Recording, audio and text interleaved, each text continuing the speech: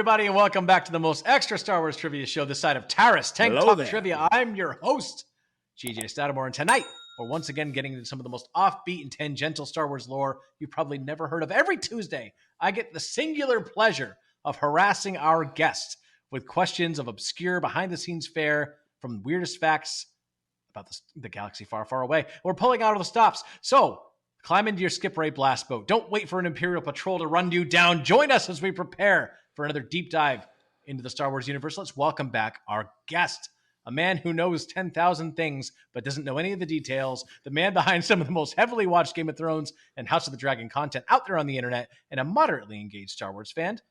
Fan with a D? A fan. No, that's gonna be my Star Wars name, Sean Fand. Sean Fandtop. Your favorite YouTuber, Sean TankTop. Sean, welcome back to the show, my friend. Hey, I'm glad to be back. We're out here on the outer rim where it's decentralized and I got no real law enforcement, and it doesn't matter how much you fuck with me or harass me on this fucking program. There's nobody that I can turn to except for and no maybe. Jedi are going to show up to help. No Jedi. The Guardians of Peace and Justice are allowing you to be violated. Slavery, like no Jedi's going to give a fuck that there's any of this other shit. You know what I mean? We're going to just come back and kill Watto and like. In the words of Qui-Gon Jinn, I didn't actually come here to free slaves. What a piece of shit that guy is. What an absolute fucking piece of dog shit. Like, let's get a couple ways away from Qui-Gon now. Let me ask you about Luke Skywalker. Did you ever think that Luke would end up childless and alone on Ahch-To, waiting to die, probably a virgin? When you watched the original trilogy. Listen, at the height of my Star Wars fandom at 13, would have made him hella relatable. You know what I mean? Like, like I'm never getting laid. I'm never getting laid in the history of America. That's just a fact, and that's happening. I gotta say though, Luke went from being in Empire Strikes Back like a try-hard, like, again, I come from the evangelical church, guys who are trying to convince you how like masculine they are, right? And then he shows up wearing black Versace boots and a jumpsuit. He went on like a work program in like Europe for a couple of summers and shit like that. I studied abroad. So what happened? He came back a worldly, well-traveled man. You know what I mean? Like, and so that's. I think there are people in my past that think moving to the UK made me queer. I think that's why they're like, well, that's how that happened. That's why he's got that nose ring. Go, Gabriel. Would you happen to care for not this great poupon, but this great penis? Yeah. Would you like to have him some and his of this, weird Gabriel? ass foreign motorcycle companies and all sorts of stuff? It's like, I know you ordered an English breakfast, Gabriel, but how about we have a side of cock on the side of those beans? Well, Gabe used to eat grits, and now who knows what he puts in his mouth. Let me ask you a question. Please. Why did Luke Skywalker always carry a pencil? I don't know. You never know where you're going to have to draw your lightsaber. I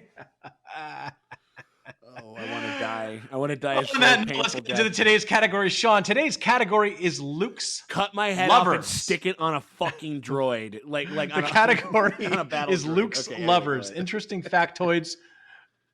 factoids from the old EU Legends Apocrypha. So none of this is Disney canon. Fine. Yeah, Luke's lovers, which have been pushed into obscurity following the Disney acquisitions. So it's all about his various lovers and romantic connections that Luke Skywalker had before we knew he was gay. Before Disney, before Disney cucked his ass, like, you know what I mean? Like, no, before we knew he was queer. Let's make like Luke's virginity not get frozen solid. Let's play. Question 1, Sean. This Bakurin in former Imperial was Luke's first crush after Return of the Jedi. Ooh. Is it A, Gariel Captison, B, Admiral Dela, C, Shira Bree, or D, the Mon Calamari Seagal? Ooh, fucking get some Mon Calamari over there. Let's get fishy. Like, absolutely. I mean, I ate her with some caviar. Yeah, absolutely. Take a make some action. Imagine a Mon Cal trying to do Hannibal Lecter dialogue. That's right. It's like I ate her liver with some fava beans. It's a nice Chianti. You're coming here, Luke, with your cheap shoes and your shitty lightsaber. I appreciate that you look like a Root. Current former Imperial was Luke's first crush after Return of the Jedi. Is Captison, Gariel Captison, Admiral Dela, Shira Bree, or Seagal? I kind of gave away that it's not Seagal, unfortunately. Whoops. Okay.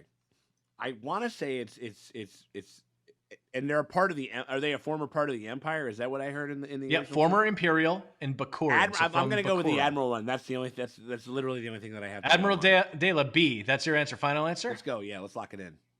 Okay, well, Sean, that answer is about as foul as Dexter Jester's crack sweat and completely wrong. The answer is A. Gariel Captason from the Truce of Bakura book. We're about to learn about it right now. We all remember our first crush, don't we? Well, I guess our first crush after a major event, in this event happens to be the Battle of Endor. Gariel Captason was born on Bakura and was raised in a politically influential family and was a member of the Bakuran Senate, representing the Bakuran people. She was known for her strong moral compass and dedication to her homeworld, as well as her religious devotion that actually saw her to be quite prejudiced towards the Jedi.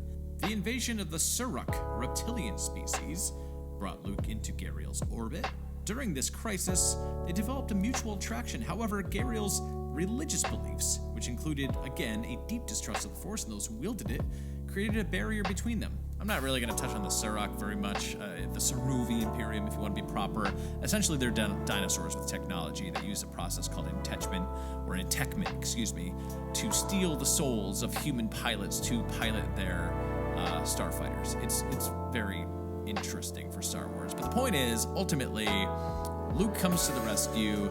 He and Gariel decide not to pursue a romantic relationship because Bakura needs her, and ultimately Gariel ends up with Peter Thanos, an ex-Imperial officer, and they have a child. Ultimately, though, nothing really good happens to Gariel Captason. She sort of falls out of favor in Bakuran politics, and then ultimately is killed, leaving the daughter an orphan, and Luuke manages to set her up with another wealthy family. So I guess good job, Luuke. I don't know. This seems to be a relatively innocent and not very long-lasting romance for Luuke. Anyway, if you're interested more in this, read Truce of Bakura. I'm doing a terrible job selling it, but it is kind of a fun, goofy, and unhinged book that I highly recommend. Well, Sean, if you have never read a book about space dinosaurs and brain-possessing tech about to invade the known galaxy after Palpatine's death, I highly recommend Truce of Bakura. I was about to say, I've read Dune, dude. These guys are like talking dinosaurs. No, it's the best. I know. When I was a kid, one of the main antagonists' name is Farawung. Okay. But for some reason, when I was a kid, I read it as Filuig the first time. And I just wouldn't stop. I wouldn't stop saying Filuig. You're such at home and fucking in the UK. It's like, who is that over there? Oh, the dinosaur named Filuig. It's Fezziwigs. Yeah, no shit. Absolutely. What's a little bit about Gariel Captason? Are you ready to try to redeem yourself with question 2? Yeah, well, I mean, it's like I will redeem myself. I'm No, you're right. You won't. That's I'm correct. sitting I'm like a 19-year-old college, about to be college dropout with a negative balance in my checking account. 0.0. I need $37 to be flat broke. You know what I mean? Mr. So that's where that's ain't no redemption coming back from here. 0.0.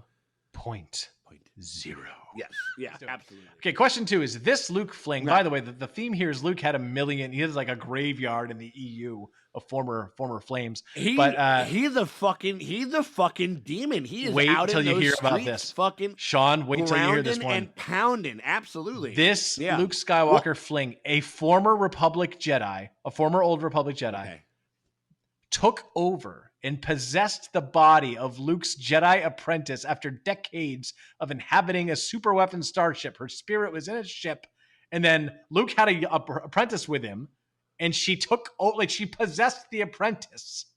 And Luke had a love affair with her in the body of her apprentice. Wait, hold on. This used to be canon before Disney. Basically, the apprentice's body with the mind and soul of this woman.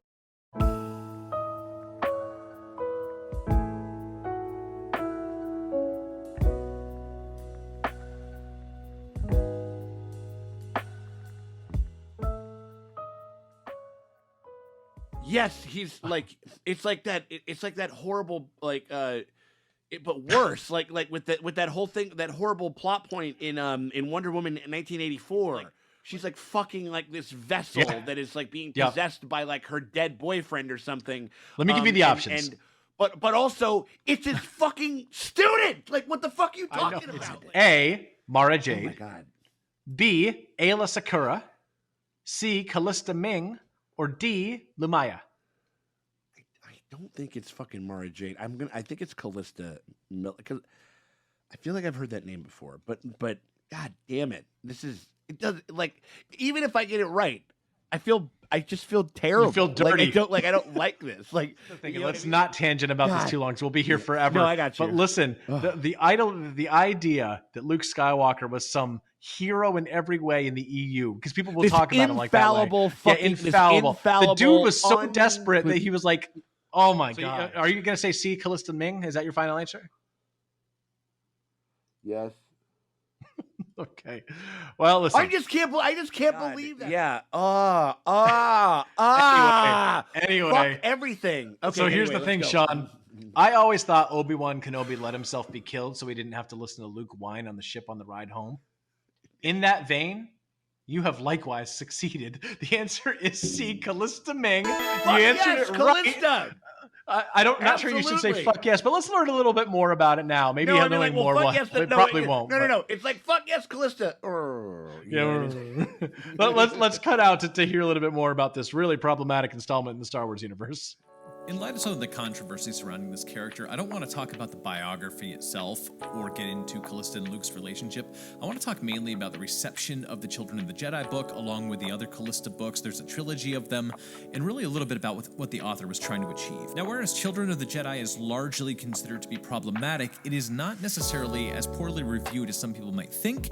In fact, it calibrates pretty decently to some really well-received Star Wars books in the expanded universe. A lot of the reviews it's getting now talk about how the writing doesn't calibrate with Star Wars lore, and that the writer obviously doesn't know anything about it, which at the time it was written was not true. Barbara Hambly, the author of Children of the Jedi, wrote Callista as a brave Jedi warrior who gave her life to save a sanctuary for wives and children of Jedi Knights from obliteration by the Empire. You see how this wouldn't work in modern canon, or really some of the stuff that George came up with later, but in the 90s, we didn't really have that stuff, so this stuff was perfectly plausible. And at face value, when you just sort of reductionistically explain the major plot points of the book, obviously this looks more problematic than it actually is in practice. However, I do want to highlight, even more fair and balanced reviews of this book do point out some of the ridiculousness and honestly problematic choices the author decides to make, especially when it comes to the fate of Cray, Luke's ex-Jedi apprentice, and Callista taking over her body, albeit in an agreed and consensual way, but still, the idea that a character would want to just die because their significant other is no longer living and give their body as a free vessel for a spirit that Luke's fallen in love with all in the span of one book is totally unbelievable at best and extremely problematic at worst. I've included a link to a review in the description below that really sums up how I feel about this. It's from a user called Meggy. She does this channel called Meg's Reviews,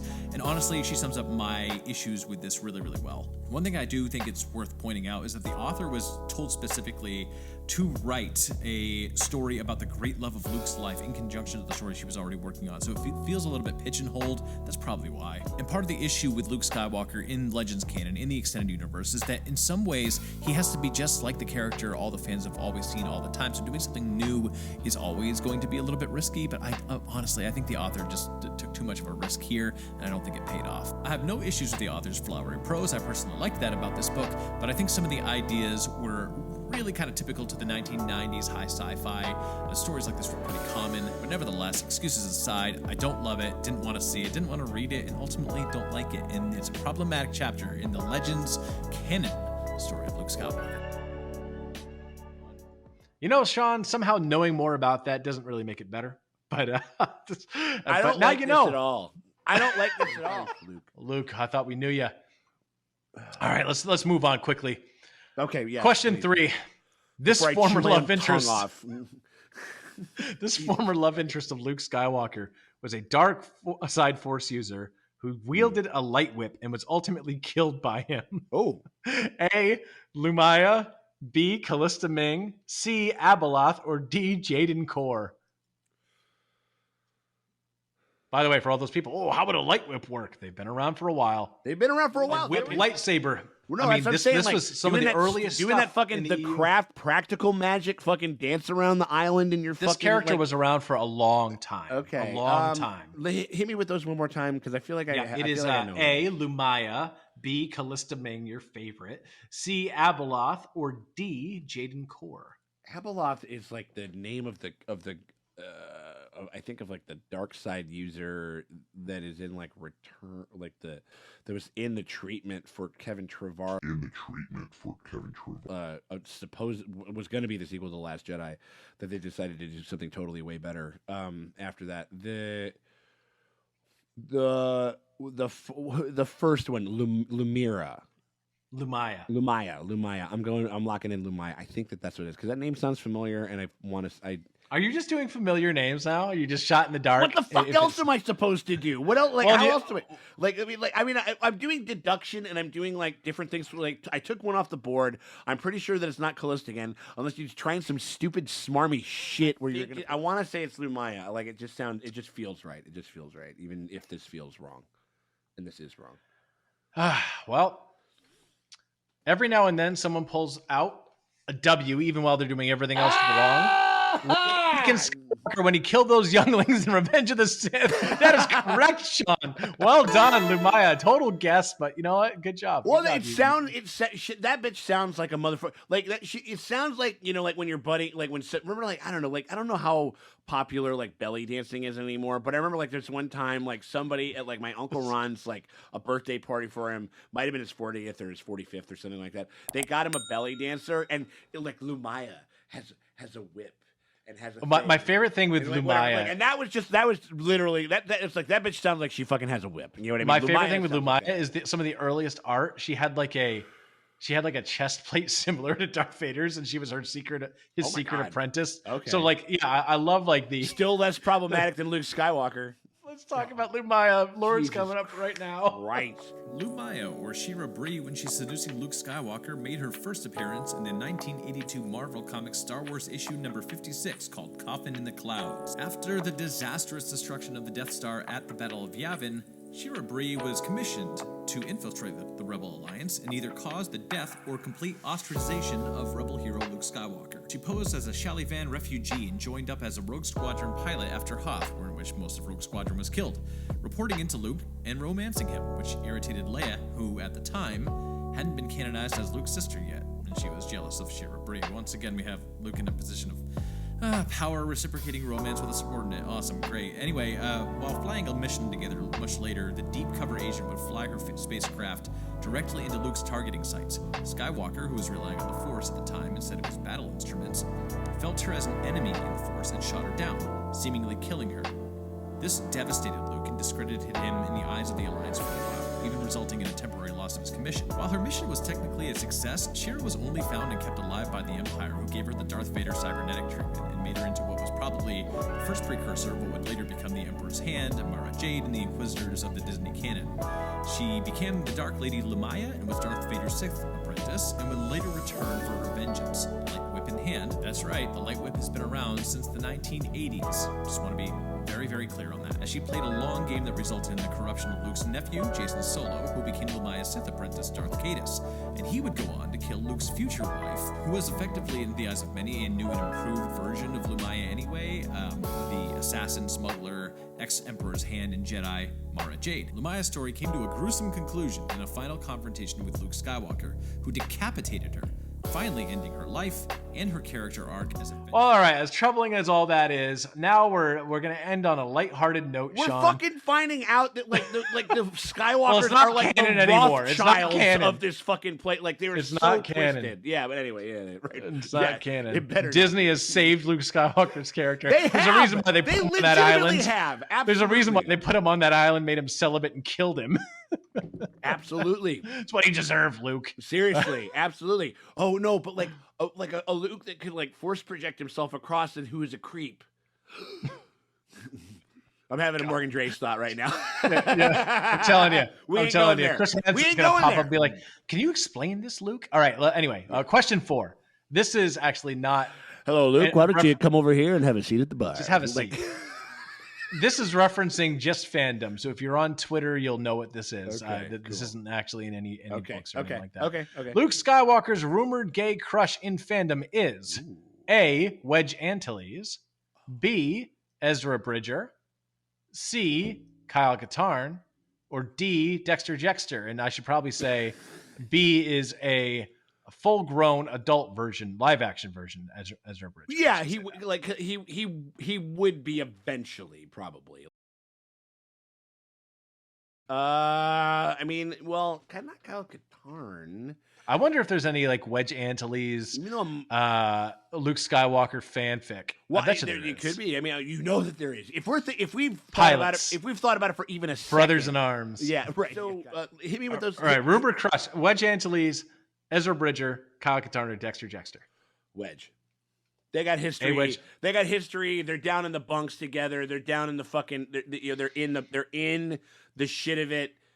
Like 1917. 1917, but in Star Wars, and we're sucking cock. You know what I mean? Like that's something that I can buy just given their sheer amount of time together. Listen, they're the two pilots in Red Squadron that survived the Death Star run. So I'm saying, and after that, it's kind of like it's that whole post World War II 50s and 60s like Hellraisers in London. Sean's gonna write a script. All right, yeah. So you're hammering in your final answer is Wedge Antilles. Yeah, I'm just gonna go with that, just because Unfortunately, while I do like that guess, the answer is B. Ezra Bridger. So much like Luke's effort to train Ben Solo, swing and a miss. Oh man. Well, listen, everybody. We're gonna. There's no there's no lore to cut to. Yeah. Yes, quite so. Agreed. There's no lore to cut to. So we're just going to say goodbye. Thank you so much for tuning in. Please tune in next time for TankTop Trivia. Same time, same place on a Tuesday for more unhinged Star Wars trivia.